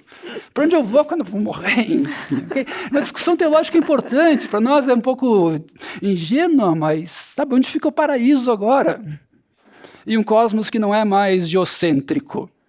Então a bagunça era grande, física, matemática e teológica também, ok? Diga. Não é nem pergunta, já que você está comentando do movimento, sim, até, tem gente que acha que ela é plana, né? Certo. Então, já só te pediria para acrescentar nesse caso que você está contando, a questão da esfericidade, que também não é empiricamente perceptível, né? Sim. E tem muita gente atualmente... Sim. Não é? Só isso. Veja, os antigos sabiam que a Terra é redonda. Vocês contam o Decálogo de Aristóteles, por exemplo, um argumento que inclusive foi repetido por diversos autores, Ptolomeu, está também em Copérnico, por exemplo. Se eu estou, por exemplo, vou usar referências do norte, vai. Se eu estou em Florença, eu vejo um dado céu. Eu estou em Florença, por exemplo, digamos que o norte está para lá, está lá a estrela do norte. Assim, enfim, aqui. Agora, se eu vou lá para Cracóvia, eu vejo outro céu. Agora a estrela do norte está mais para cima. Então, à medida que eu subo, isso já mostra que a Terra é redonda. Tão simples quanto isso. Está em Aristóteles isso. Está em Ptolomeu, está em Copérnico, enfim, ok? Aristóteles fala também da sombra da Lua em eclipses lunares, por exemplo, e por aí vai. Então os antigos não tinham dúvidas quanto a isso. Quanto a que a Terra era esférica. E Eratóstenes, inclusive, sabemos, calculou o diâmetro da Terra, lá no século III a.C. Alguém recorda que o começo de Cosmos, a primeira cena de Cosmos, de Carl Sagan?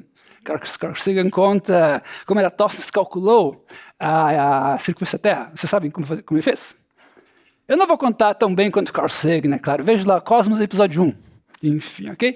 Eratosthenes era o diretor da Biblioteca de Alexandria, enfim, ok? E um dia, ele descobriu que no dia 21 de julho, em Saim, onde é Bussimbel hoje, os mastros não faziam sombra. Ele pensou, mas o que acontece aqui no dia 21 de julho? Os mastros faziam sombra. Então, tem aqui em Bussimbel, assim, o Sol vindo a pinos, estava muito longe, nós pressupunha-se raios paralelos, e aqui em Alexandria, um pouco de sombra. Tem aqui uma curva, ele pagou um escravo para contar, para medir a distância de Saim até Alexandria, com uma geometria muito simples, nem trigonometria ainda, com poucos ângulos. Isso aqui tem uns 50 avos de grau em relação à circunferência, enfim, okay? Não sei quantos graus agora, vezes a distância aqui, pronto. Com duas sombras, uma geometria básica, ele calculou a circunferência da Terra. Então, isso não é mistério algum para os antigos, enfim, ok? Problema algum. Então, qualquer autor aí, medieval, antigo, está claro, de Platão em diante está claro que a Terra é redonda, Aristóteles principalmente, enfim. Então, não temos dúvidas quanto a isso, enfim, ok? A Terra é redonda, enfim. É um esferoide oblato, esferoide, como é o técnico esferoide oblato, um pouquinho maior na parte inferior, enfim, ok? Mas é isso. Super simples, enfim. Falei demais, respondi a pergunta de vocês, o movimento, enfim, ok? Há um bolão de coisas, gente, daqui para cá. Muita coisa, enfim, ok? Muita coisa. Quer responder você agora? Desculpa. Que é isso? Desculpa. Falei demais. Bom, vamos voltar lá, então. Vamos ficar, a gente tá... Não sei se não tem outras perguntas, mas a única coisa que talvez valeria a pena acrescentar para voltar a essa importância dos artistas renascentistas é que esse tipo de concepção, né, do movimento dos astros pressupõe uma ideia de espaço homogêneo, né? Quer dizer, não tem mais uma diferença qualitativa entre aquilo que estava no mundo sublunar e aquilo que está em cima, como tem em todo o pensamento antigo, no pensamento religioso, na escolástica, etc. Mas tudo está inserido numa mesma grade de espaço. Esse um pouco tem-se um ponto de nascimento nessa ideia da perspectiva artificial, ou seja, a redução a todo espaço a um sistema de linhas que convergem, não só do ponto de vista da astrologia, mas do ponto de vista da geografia. Tem que agora não lembro o nome, se era Torregiani, alguma coisa com torre, mas era um grande matemático florentino, amigo do... Toscanelli. Toscanelli, amigo do Brunelleschi. Paulo Toscanelli, que é um grande matemático, que ele aplicou a perspectiva de Brunelleschi às cartas geográficas. E tem uma história, a partir de um livro que ele tinha recebido de Nicolau de Cusa, que é um grande filósofo alemão, que mandou o livro para ele. Aí ele, estudando o geógrafo, é a perspectiva do Brunelleschi, que como ele junta cultura de gostos diferentes, faz esses mapas, manda para várias pessoas, e dizem, se bem que alguns dizem que sim, outros que não, que uma dessas mapas foi usada por Cristóvão Colombo para ir para a América, para a viagem dele. Talvez, digamos, entre Brunelleschi e Cristóvão Colombo tem 2 graus de proximidade, né? Com Galileu, você continua com essa linha, você chega em Galileu. Só uma acrescentar, este cosmos aqui, como falou Lorenzo, são cosmos com espaços qualitativamente diferentes entre si, onde a corrupção, a parte mais baixa, mais desgraçada do universo, nosso mundo aqui, enfim, e acima, partes mais elevadas, é claro, lá em cima os anjos de Deus, parte mais excelente do universo. O cosmos copernicano ainda guarda isso também. Para um medieval renascentista, imobilidade tinha um valor maior do que mobilidade, algo que é imóvel, que não muda, enfim, ok? E Copérnico, entre os argumentos dele, coloca o Sol no centro do universo, porque sendo a parte mais nobre, então ele fazia sentido ele estar no centro imóvel. E ele também fixa deixa imóvel a última esfera de estrelas, porque elas também eram mais nobres do que o resto do mundo. Claro que ele não ataca diretamente o cosmos aristotélico, ele sabia que ele teria problemas com o livro, mas ele não deixa isso resolvido. Mas Copérnico, como fica agora, sabe, essa ideia de espaços diferentes de qualidade? Ele não fala. Talvez ele não sabia resolver, mas ele sabia que ele teria problemas. Ele morreu no ano da publicação, mas O livro foi condenado só em 1616, 70 e tantos anos após, enfim, quando o Galileu começou a defendê-lo, vou dizer assim agora, militantemente. Um pouco imprudentemente, possivelmente. Enfim, Galileu não era uma figura fácil. Posso fazer uma adição? Com certeza. Veja, em relação a artes e ciências, acho que é um esquema importante de pensar aqui, para pensar artes como nós entendemos, enfim, ok? E pensar também a ciência dos modernos. Vejam, nós temos no século XV, falei um pouco disso, o Lorenzo também, enfim, uma aproximação entre artes e ciências nos termos de época. Entendam? Arte com um hábito de fazer com razão verdadeira, ciência com um hábito demonstrativo, enfim, ok? A palavra comum é hábito ou conhecimento. Então, com a perspectiva, nós temos aplicação de alguma ciência, algumas artes, ou uma ciência, a geometria, em uma arte da pintura, por exemplo, enfim, ok? E ao longo do século XVI, artífices começaram a ter reputações e famas novas, e como o Lorenzo falou, enfim, por um lado, as artes tomaram um caminho da persuasão, como você falou, e ciência da demonstração. Nós temos isso, enfim, ok? Se pegarmos tratados, textos do século XV, Alberti, por exemplo, ou Guiberti e outros mais, ainda vemos ali que eles estão querendo discutir com os antigos. Alberti, por exemplo, começa da pintura dizendo o seguinte, olha, eu não vou falar como um geômetra, mas como um pintor. Ele se localiza ali, olha, o geômetra ele fala é o sujeito que abstrai da matéria e pensa as formas. Eu aqui estou interessado no ponto que a gente pode ver.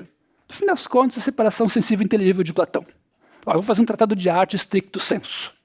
E a partir dessa aproximação, enfim, entre ciências e artes, surgiu essa classe nova, vou dizer assim, de artífices como Michelangelo, enfim. E lá no século XVI, George Vasari, nem aí para isso. Ali no meados do século XVI, os artífices, alguns agora têm uma reputação nova, ele não precisava mais discutir com os antigos nesse sentido, arte, ciência, enfim. Okay? E aí, voltando a você, uma separação entre as artes, como hoje nós conhecemos, enfim, para persuasão, ciências para demonstração. Mas, se pensarmos artes ainda com conhecimentos produtivos, uma parte dessas artes foi efetivamente aproximada de ciências e gerou instrumentos científicos, por exemplo, ou então experimentos, artifícios, enfim. Pense o telescópio de Galileu, que é uma espécie de um artifício, ele chama de artifício, inclusive, enfim, em que estavam leis de óptica. E Galileu, de fato, é um homem novo nesse sentido. Galileu era um matemático lá em Pádua, por exemplo. Ele era pago para dar aula, para ensinar Euclides, por exemplo. Ele tinha uma casa como oficina. Ele produzia instrumentos, produzia um compasso militar, por exemplo. Ele sabia polir lentes. Ele fez lunetas a partir de modelos que ele conheceu, enfim, ok? E Galileu efetivamente começou a pensar princípios para fazer máquinas mais e mais eficientes. A primeira das duas novas ciências, de fato, é o que nós chamamos hoje de ciências de materiais. Aí temos uma junção entre arte e ciência que vai ser a nossa tecnologia, por exemplo. No sentido de conhecimentos que têm noções científicas, demonstrações, princípios para produzir coisas. Máquinas novas, cronômetros, século XVII já, e hoje esse aparato que nós temos aí. Então, por um lado, arte e ciência se separaram, persuasão e demonstração, e por outro lado, ficaram muito juntas. E Galileu é um cara chave para pensar isso. Vendo de uma tradição florentina, justamente. Enfim, okay? Ele era um pisano, formou-se em Florença, passou anos em Pádua, depois voltou para Florença para defender Copérnico. Mas só para completar, enfim. Obrigada. Perguntas? Nossa, como eu falo, nossa. Tem um microfone chegando. Boa noite, me chamo Maria do Céu. Tem aquele documentário do David Hockney, que ele fala do segredo desvelado, que ele faz o experimento de Brunelleschi na frente do espelho. Do batistério, com aquela medida que ele fala trebratia. Inclusive, quem quiser assistir esse documentário, que é o Segredo Desvelado, alguma coisa assim, tem no YouTube, é bem legal, que ele reproduz. E queria só falar uma coisa para você, Eduardo, da importância do desenho. Sim. Na época do Leonardo, que assim, todas aquelas máquinas que o Leonardo desenha, as máquinas de guerra, as máquinas voadoras, que nenhuma foi construída, né? Que esse desenho era mostrado como uma espécie de vantagem bélica, né? Certo. Imagina essa força, né? Você chega e mostra, olha, nós não temos máquinas de guerra aqui em Florença, mas nós temos o Leonardo. E mostra aquelas asas e aquelas coisas. Então, eu refleti, enquanto você estava falando do desenho, dessa importância do desenho e como que isso se perdeu um tanto, né? Ou bastante dessa força potente do desenho nos dias de hoje. Então é só isso, pensar sim, sobre sim. força do desenho um pouquinho. Breves comentários. Textos antigos como Vitrúvio nos chegaram sem desenhos, por exemplo. E coube a artífices já no século XV e XVI ilustrar Vitrúvio, por exemplo, mostrar, descrever aquelas máquinas. Leonardo um pouco antes fez isso, e antes Roberto Valtúrio, de Rimini, publicou um livro de Re Militare, em que aparecem desenhos de máquinas importantes. Leonardo os fez melhor, aposto. Mas sim, eram desenhos, livros ou manuscritos, era uma espécie de cartão de visitas. Olha, eu sei fazer isso.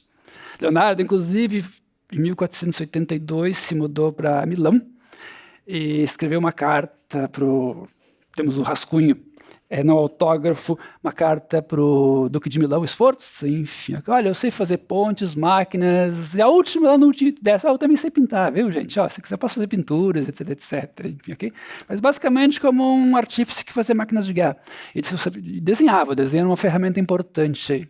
Quanto a hoje, não sei, somos tão visuais hoje, qualquer texto de ciências naturais tem tantas e tantas imagens, gráficos, acho que isso está mais vivo do que nunca. Em termos de novo, a nossa civilização, em parte eletrônica, enfim, né? Eu não conheço, eu estudo ciências dia após dia, enfim, metade que eu leio trata de ciências naturais. E ilustrações estão assim a cada página, neurociências, por exemplo, sistemas complexos, enfim, isso estão a cada página, cada vez mais. Claro que certas áreas, por exemplo, perderam um pouco disso. Taxonomia, por exemplo, é cada vez mais molecular, não mais uma história natural com desenhos, enfim, ok? Mas acho que estamos mais e mais visuais, em ciências, inclusive. Pensem, por exemplo, acerca de fotos do Hubble, do James Webb, enfim, ok? Uau! E fotos que têm informações científicas importantes. Claro, zilhões de dados por aquelas imagens, mas nós somos mais e mais visuais cada vez mais. Talvez não como desenho, como se fazia antes, mas enfim. Continuamos com essa força, eu imagino. Estou aqui pensando em voz alta com vocês. Dúvidas? Choros? Lamentações? Perguntas? Risos de dentes? Tudo ok? Tudo claro, distinto?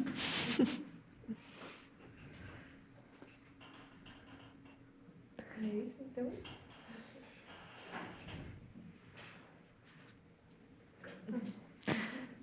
Então, Bom, se ninguém tem mais perguntas, acho que podemos convidar vocês para o encontro de sábado. A gente tem mais 3 encontros pela frente, né? Sim. A gente tem sábado agora sobre música e matemática no Renascimento, sábado às 11 aqui. Quarta que vem, nesse mesmo horário, a gente vai falar sobre a astronomia dos jesuítas em 2 contextos muito diferentes. Na Amazônia, no século XVIII, XVII, e na China, no século XVII. Um italiano que viajou para a China e levou a matemática que estava sendo feita, inclusive pelo Galileu, para a China. E depois a gente tem nosso encerramento, que eu queria muito, muito convidar todos vocês, que vai ser no Teatro Oficina, dia 3, que é um sábado, às 16h, com a Valderez de Barros, a grande atriz Valderez de Barros, e a Christine Horig, que é tradutora do alemão, lendo juntas trechos do Vida de Galileu do Brecht, que é uma peça sensacional. A Christine conhece essa peça de cor, de coração. Vai ser uma coisa muito bonita, estão todos convidados. E daí a gente... Dia 3, às 16h. No Isso. Teatro Oficina, venham, porque realmente vai ser histórico. A gente está acompanhando os ensaios com a Valderez de Barros e só o ensaio eu queria que todo mundo pudesse assistir, porque está realmente emocionante. E aí a gente encerra o ciclo com todos vocês. Então, muito obrigada. Obrigadíssima, Lorenzo Obrigada, Sérgio. e Obrigado, Eduardo. gente.